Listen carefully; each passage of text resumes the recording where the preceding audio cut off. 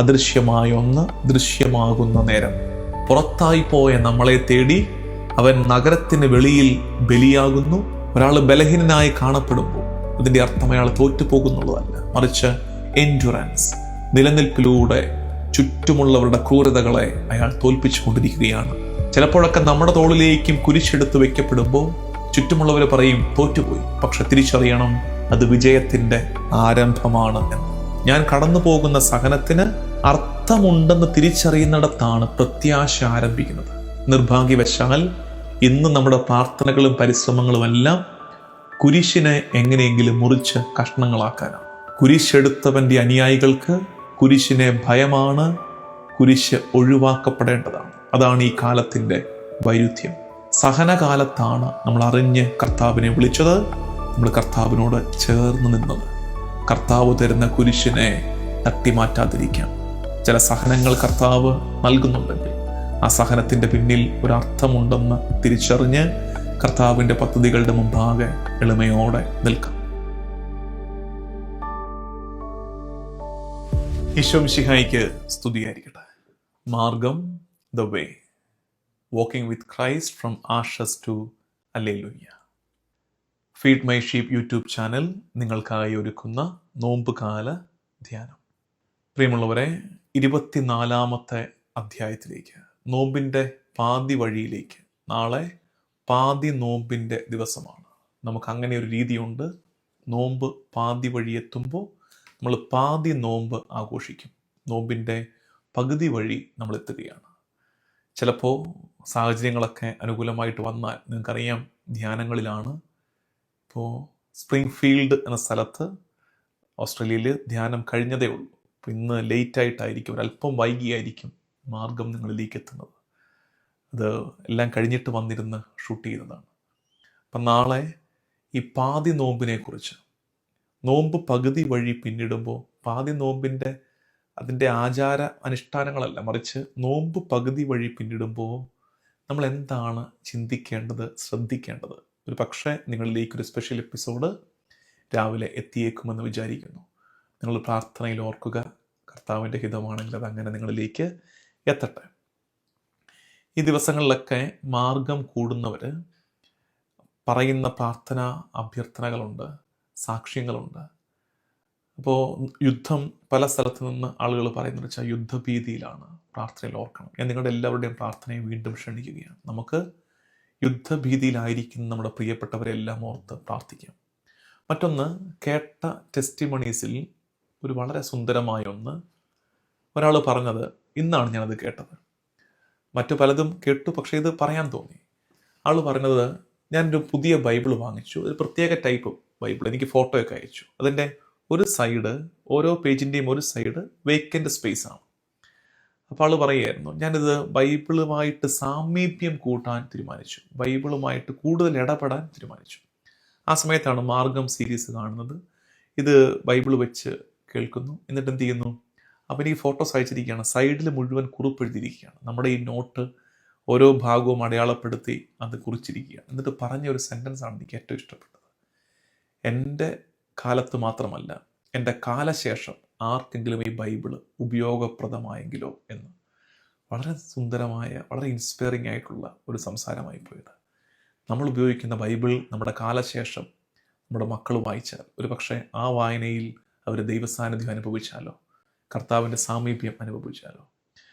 അങ്ങനെ ചെയ്യുന്ന ഒരാളെ ഓർത്ത് നന്ദി. നമുക്കൊക്കെ അങ്ങനെ ബൈബിളിനോട് സാമീപ്യം കൂടട്ടെ എന്ന് ആശംസിക്കുന്നു.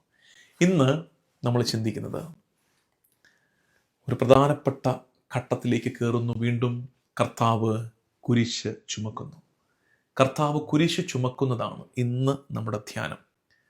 നമ്മൾ ഓർക്കരുത് കർത്താവ് വിറങ്ങലിച്ചാണ് കുരിശ് എടുത്തതെന്ന്. അല്ല, തീർച്ചയായിട്ടും അവൻ്റെ മേൽ കുരിശ് വെക്കപ്പെട്ടു. പക്ഷെ അവൻ ആ കുരിശിനെ ആശ്ലേഷിച്ചു, ആ കുരിശിനെ അവൻ സ്വീകരിച്ചു, അക്സെപ്റ്റ് ചെയ്തു.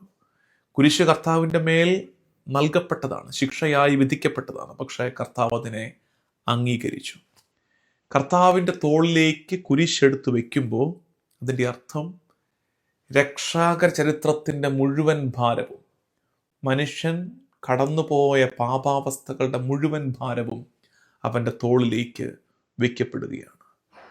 ഇത് അദൃശ്യമായ ഒന്ന് ദൃശ്യമാകുന്ന നേരമാണ്. കർത്താവിൻ്റെ തോളിലേക്ക് കുരിശ് വയ്ക്കപ്പെടുന്ന നേരം. അദൃശ്യമായ ഒന്ന് ദൃശ്യമാകുന്ന നേരം. എന്താ അത്? പാപത്തിൻ്റെ ഭാരം നമ്മുടെ മുമ്പിൽ വെളിപ്പെടുകയാണ്. നമുക്ക് ചിലപ്പോൾ സംശയം തോന്നും, എന്തിനാണ് കർത്താവ് ഭാരമേറിയ കുരിശ് ചുമന്നത്? അദൃശ്യമായ ഒന്നിനെ ദൃശ്യമാക്കി കാണിച്ചു തരികയാണ്. പാപത്തിൻ്റെ ഭാരം എത്ര ഭീകരമെന്ന് കാണിക്കുന്നതാണ്. Love becomes endurance. സ്നേഹം നിലനിൽപ്പായിട്ട് മാറുന്നു. ക്ഷണനേരം കൊണ്ട് സ്നേഹം തുടങ്ങി അവസാനിക്കുന്ന ഒരു കാലത്ത് കർത്താവ് കുരിശെടുത്ത് കാണിച്ചു തരുന്നു, സ്നേഹം അതിൽ ഉറച്ചു നിൽക്കുന്നതാണ്, നിലനിൽപ്പാണ്. Redemption becomes a road. വീണ്ടെടുപ്പ്, രക്ഷ ഒരു യാത്രയുടെ അനുഭവമാകുന്നു. കുരിശെടുത്തവൻ അതുമായി കാൽവരി മല കയറുമ്പോൾ redemption is becoming A road. രക്ഷ യാത്രയാകുന്നു. നമ്മൾ ഇന്ന് ധ്യാനിക്കുന്ന ഭാഗം യോഹന്നാൻ സുവിശേഷം 19-ാം അധ്യായം 16-17 വാക്യങ്ങളാണ്. നമ്മൾ ഈ പറഞ്ഞ കാര്യങ്ങൾ. അവർ ഈശോയെ ഏറ്റുവാങ്ങി. അവൻ സ്വയം കുരിശും ചുമന്നുകൊണ്ട് തലയോടിടം, ഹെബ്രായ ഭാഷയിൽ ഗോൽഗോഥ എന്ന് വിളിക്കപ്പെടുന്ന സ്ഥലത്തേക്ക് പോയി. അവൻ കുരിശെടുത്ത് മല കയറി. അത് തന്നെ ഒരു ശിഷ്യത്വത്തിൻ്റെ ക്ഷണമുണ്ട്. അതിൽ ഡിസൈപ്പിൾഷിപ്പിൻ്റെ നിഴലുണ്ട് അവിടെ. അതാണ് ലൂക്കാ സുവിശേഷം 9:23 നമ്മൾ വായിക്കുന്നത്.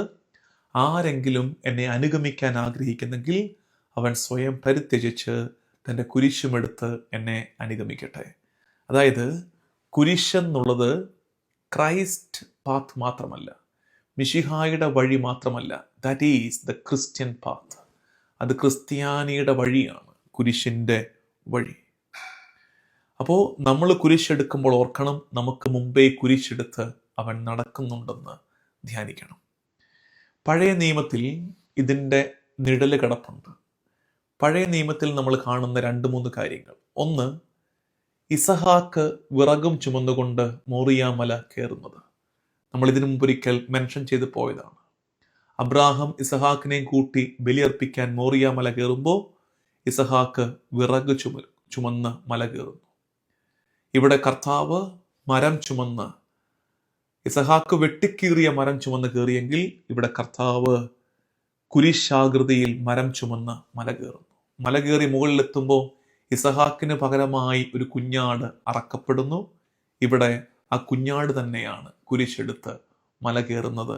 അറക്കപ്പെടുന്നതും കൊല്ലപ്പെടുന്നതും ആ കുഞ്ഞാട് തന്നെ. ഇനി നമ്മൾ ലേവ്യരുടെ പുസ്തകവും സംഖ്യയുടെ പുസ്തകവും, ലേവ്യർ 16, സംഖ്യ 19 ഒക്കെ കാണുന്നൊരു കാഴ്ചയുണ്ട്. കൂടാരത്തിന് വെളിയിൽ കൊണ്ടുപോയി പാപപരിഹാരത്തിൻ്റെ ബലി ചെയ്യുന്നു. അവരായിരിക്കുന്ന ഇടത്തിന് പുറത്തേക്ക് പാപപരിഹാരത്തിൻ്റെ ബലി, കുഞ്ഞാടിനെ പുറത്തേക്ക് വിട്ട് ബലി അർപ്പിക്കുന്നു. അതാണ് ഹെബ്രായ ലേഖനത്തിൽ അതിൻ്റെ സൂചന നമുക്ക് കാണാൻ പറ്റും. ഇത് കോട്ട് ചെയ്ത് ഹെബ്രായ ലേഖനം സംസാരിക്കുന്നുണ്ട്. ഹെബ്രായർ 13, 12, 13 ഇങ്ങനെയാണ് നമ്മൾ വായിക്കുന്നത്. സ്വന്തം രക്തത്തിലൂടെ ജനത്തെ വിശുദ്ധീകരിക്കാൻ മിശിഹായും കവാടത്തിന് പുറത്തു വെച്ച് പീഡനമേറ്റു. നഗരത്തിന് പുറത്തു വെച്ച് പീഡനമേക്കുന്ന പാപപരിഹാരത്തിൻ്റെ ബലി പഴയ നിയമത്തിൽ കാണുന്നത്, അത് മിശിഹായിൽ ആവർത്തിക്കപ്പെട്ടെന്ന് ഹെബ്രായ ലേഖകൻ പറയുന്നു. എന്താണ് സംഭവം? ജെറുസലേമിൻ്റെ വെളിയിലേക്ക് കുരിശെടുത്ത് കയറി ബലിയായി മാറുന്ന കർത്താവ്.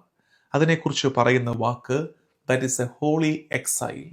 വിപ്രവാസത്തിലായിരിക്കുന്നവരെ നേടാൻ അവൻ ജെറുസലേം വിട്ട്, കർത്താവിൻ്റെ നഗരം വിട്ട്, ദേവാലയം വിട്ട് പുറത്തേക്ക് പോകുന്നു. എന്ന് വെച്ചാൽ ധൂർത്തപുത്രൻ്റെ ഉപമയിലെ ധൂർത്തപുത്രൻ പന്നിക്കുഴിയിൽ കിടക്കുമ്പോൾ അവനെ തേടി പന്നിക്കുഴിയിലെത്തി അവനെ തിരിച്ച് ഭവനത്തിലേക്ക് കൊണ്ടുവരുന്ന ശുശ്രൂഷ. അതാണ് കാൽവരിയിൽ നടത്തപ്പെട്ടത്. പുറത്തായി പോയ നമ്മളെ തേടി അവൻ നഗരത്തിന് വെളിയിൽ ബലിയാകുന്നു. എന്തിന്?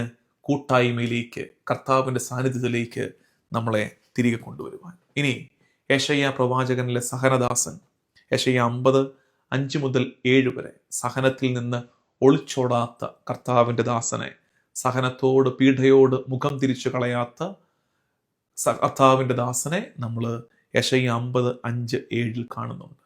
ഇനി രക്ഷാകര ചരിത്രത്തിൽ, സാൽവേഷൻ ഹിസ്റ്ററിയിൽ ഇതിൻ്റെ റോള് എന്താണ്?